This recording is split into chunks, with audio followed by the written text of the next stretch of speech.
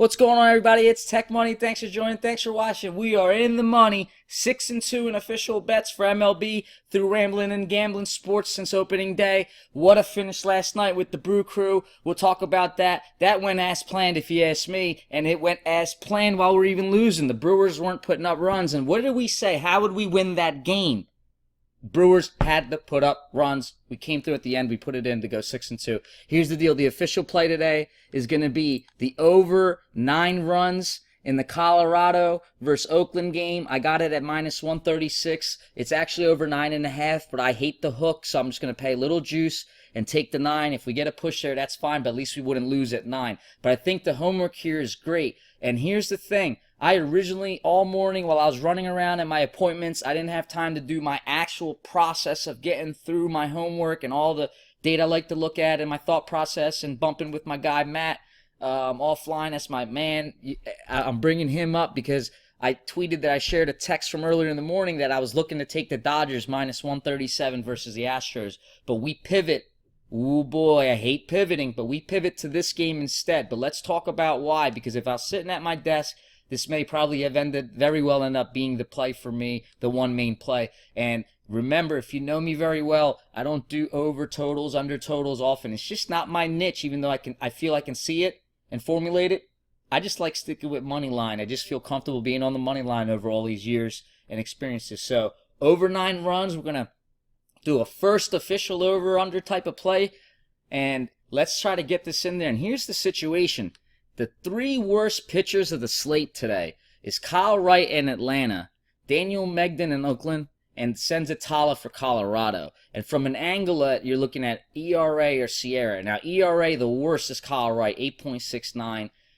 I think that's why if you saw a tweet, I have just a suggestion. I think Tampa Bay can get over 4.5 runs. That was out there at minus 108, changed to minus 118.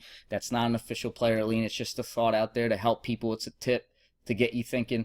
But on that note, he's got the worst Sierra for tonight's slate, 5.66, but it's tied with Daniel Megden's Sierra at 5.66. It's terrible. It's bad. Sierra's a projected outcome. It's your projected ERA. Okay, so 5.66 for Daniel. Antonio Senzatala, 5.5. 2 versus Sierras are on the mound going at each other tonight. Boy, I think that can just turn into something nasty. They may even just let both of them go a little bit longer head-to-head. Who knows? The goal here is, if you break them down, Mengden's walking a lot more people, than the average person, 10.4%. He can't throw single strikes. A lot of hard contact at 42.4%. But it's a pitcher's park, so that can alleviate that a little bit. But I think getting people on bats with these broken down metrics, getting them on base, is going to happen. When you're walking when you're walking below average, and Senzatala's at 9.8, right there, almost below average, and Senzatala can't throw strikes, these metrics are telling me that there's a way these bats can start getting men on base. Couple bad here, couple bad throws there, and we can start bringing some runs in. This is just how I've been formulating my ideas and my plays to give me an idea. When I see 2 terrible pitchers, and I know there's some bats on the team with brand name bats. Look, we're going to go over to MLB.com. Not much history, but look at where you got history. Couple hits in there. Hey, like I said in the video yesterday, low volume can be totally misleading, but it could also mean the opposite. When a man gets up to at bat and you give him 2 more, he might hit 2. You know what I mean? And now you're looking at a stat that says he's 2 for 4, or he might get up 1 at bat on this pitcher. He gets 1 at bat. Now you're looking at 1 for 3, batting 333. So make sure you're thinking adaptive when you're looking at this stuff, and just don't get too caught in, especially with the low volume. But I like what I see here. So look, you both have a low volume slate. Pretend they've never faced each other, even if some of them did.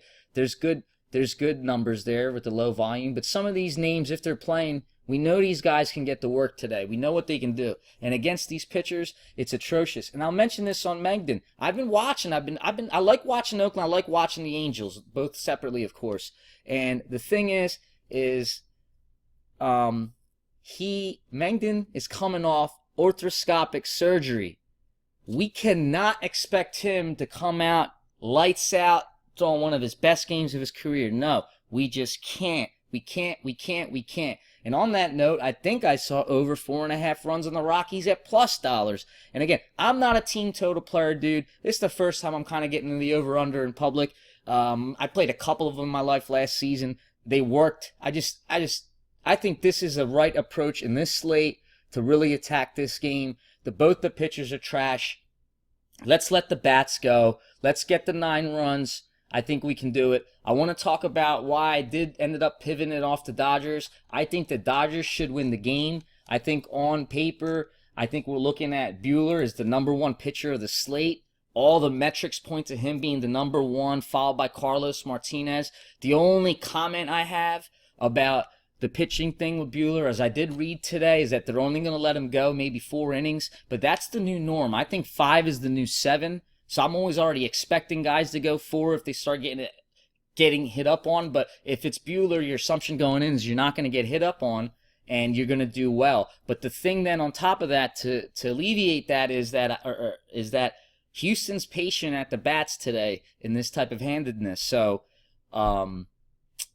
they're actually the lowest on the opposing strikeout percentage. It reminds me of that Dakota Hudson stat the other day. But what happened that day? That man still got Ks, right? So at the end of the day, you can't get too stuck on just one piece of item there. But remember, also in that game, the other metrics on Dakota got to him. He still let up 4 runs, and if you went through the analytics of it, and I'm not picking on Dakota or anything, I just remember that clearly with just a visual representation. When I see the number, I believe the opposing K is down at about 17 or 18% for Buehler facing Houston. So more I think about it, yeah, I like the Dodgers play, but I'm relying fully on Buehler over there. And if Buehler's going to be on a short leash, and if Houston may be patient at the bat, I think my confidence lies slightly more on the fact that we can get bats and balls bashing and runs coming in the Oakland and Colorado game. So that's why I'm on the Oakland and Colorado over 9 runs, why I pivoted off of the Dodgers, and why I slightly do think that Tampa Bay, if they do what they do, should be able to pull up some runs while Kyle Wright's in. He's worst. And Kyle Wright's got 14% walk rate. So Tampa Bay should be able to load up on there. His hard contact's bad. So, again, official pick over 9 Oakland and Colorado. I was looking at the Dodgers to win, and I got a strong feeling that Tampa Bay may be able to get over that 4.5 runs. But again, I don't like doing leans or anything, so we're not counting that. It's one official play. Let's try to win 7. And if the other 2 pieces of information help you out, good luck. Stay green. Let's go 6-2. I'm TekMuNNee, rambling and gambling sports.